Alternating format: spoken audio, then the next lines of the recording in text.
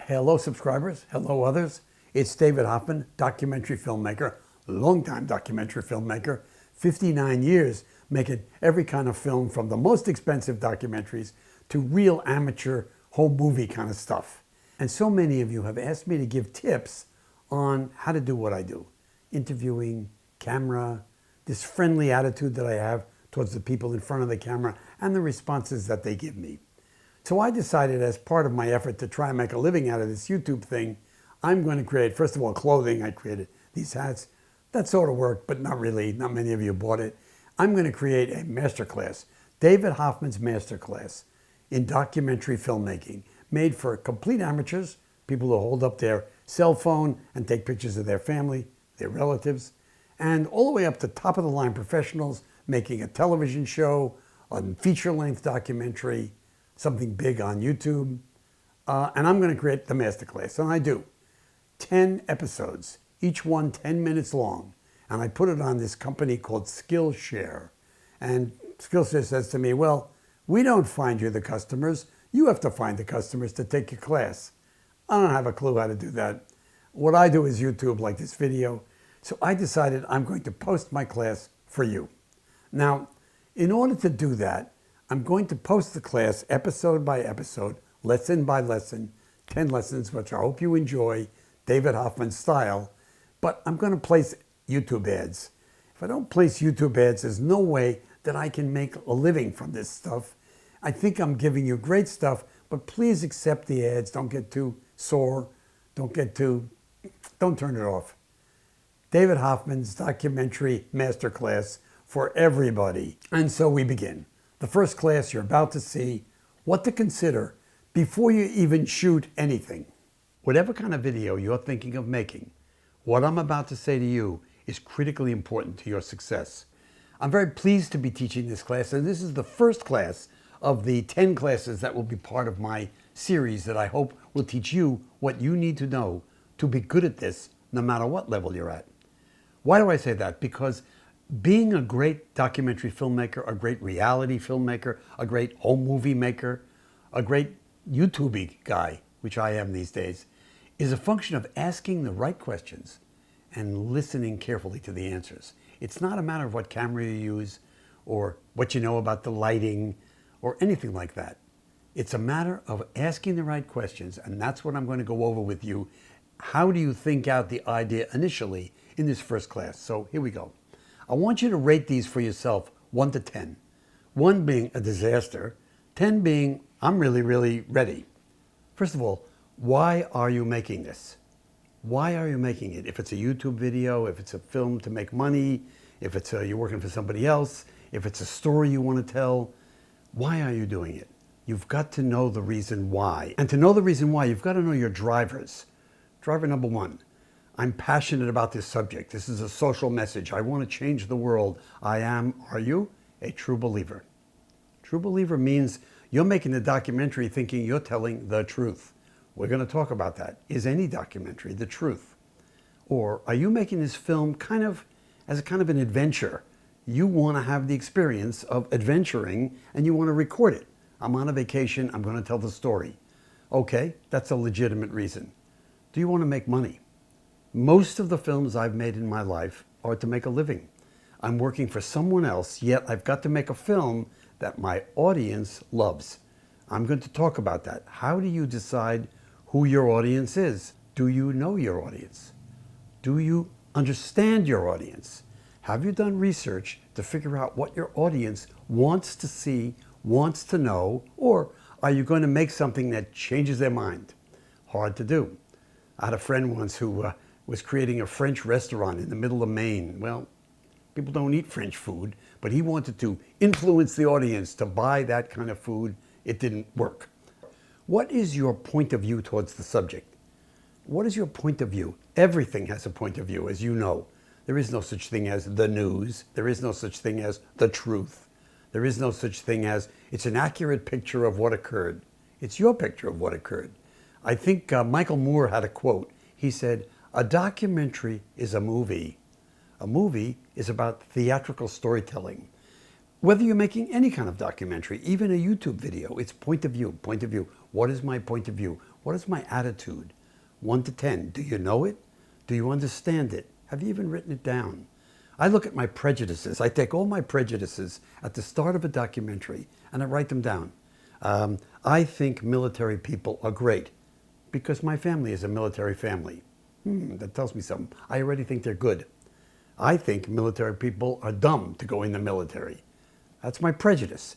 I then take my prejudices, look at them on paper, put them aside, and go forward with an understanding that I have a point of view, that I'm either going to counter my point of view or I'm going to go with my point of view and try and convince you, the audience, that my point of view is the one you should adopt.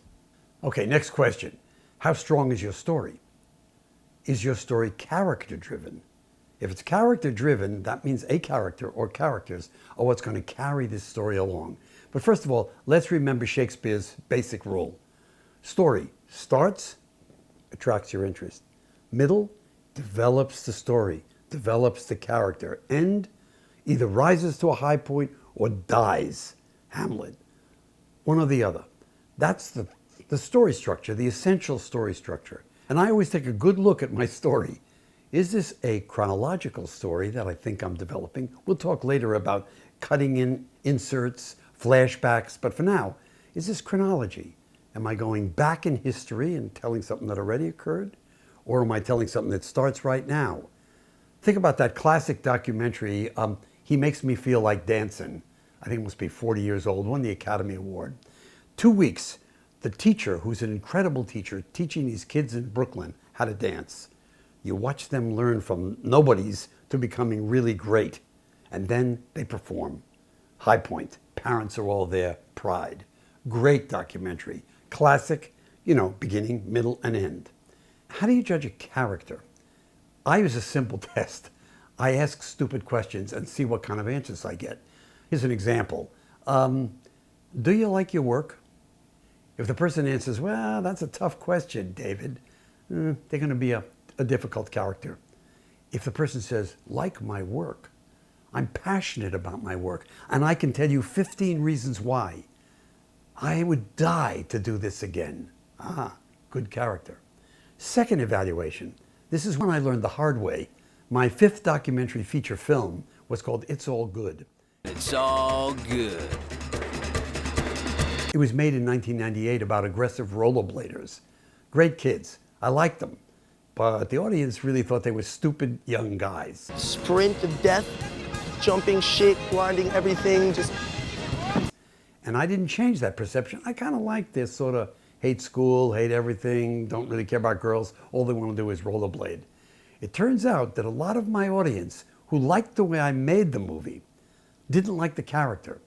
So likable characters are much better than not likable characters. I mean, Michael Moore in his documentaries, he looks at Bush and other people he doesn't like, but he's likable. He's so likable, humorous, the hat that he wears and everything. It's just great.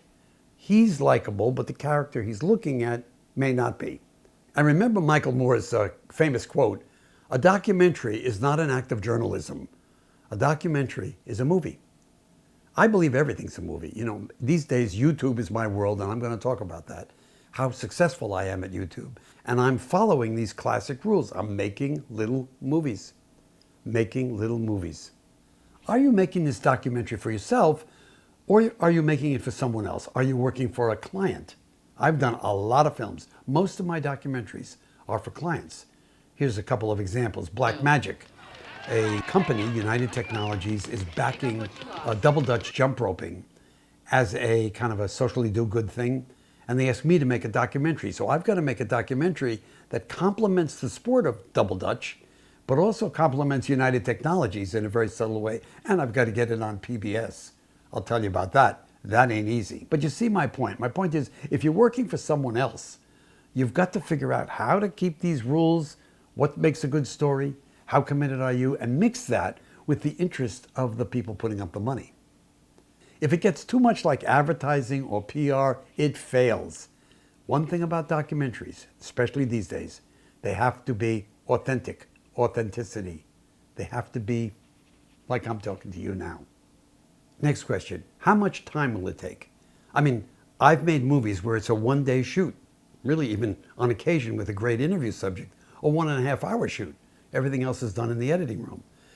Many documentaries take place over a long period of time, 5 years. Can you afford that? Is that something you want to do? Interestingly enough, I was doing an HBO documentary, and Sheila Nevins, she was in charge of HBO documentaries, brilliant executive producer. She says to me, you know, David, every film that takes place over a long period of time, 8 years, 10 years, you see the change in a person. Every film like that is popular on HBO. There's a lesson in that. Taking a long time is good, seeing people get older and all that. On the other hand, I got to make a living at this, so I make films in a short period of time. I made a 1-hour documentary in 6 days of shooting, well planned out. Next question, 1 to 10. How capable are you of making this film? This is a tough one. I mean, nobody's capable enough. You know, everybody needs more training, more experience. So I want people to take risks. I say that to documentary students all the time. On the other hand, if I'm trying to make something which requires, let's say, special drone footage, putting cameras inside racing vehicles, that may not be core competence for me if I'm the director of photography and the soundman and the interviewer and the director and the producer and the editor. I'm going to talk about all of these jobs and how to get the best people, in some cases at the lowest price, during this group of classes. But for now, I'm just asking you to evaluate all of this. So when you sit down in class 2 to develop your story, you kind of know who you are and where you're coming from and what you've got and what you're going to need from someone else.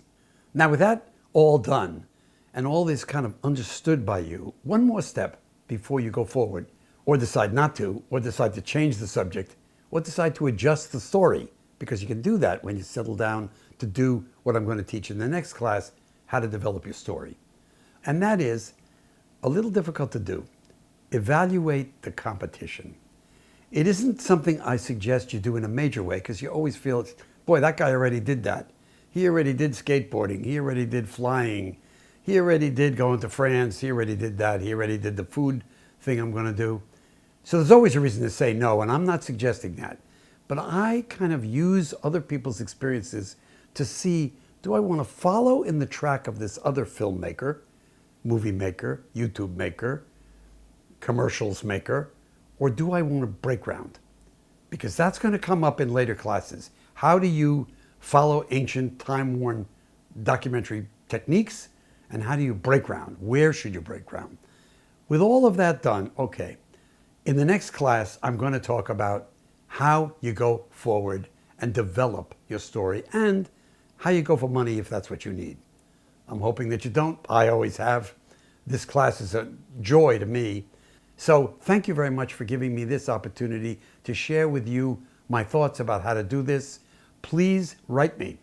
If you got questions, I got answers, or at least I got provocative more questions.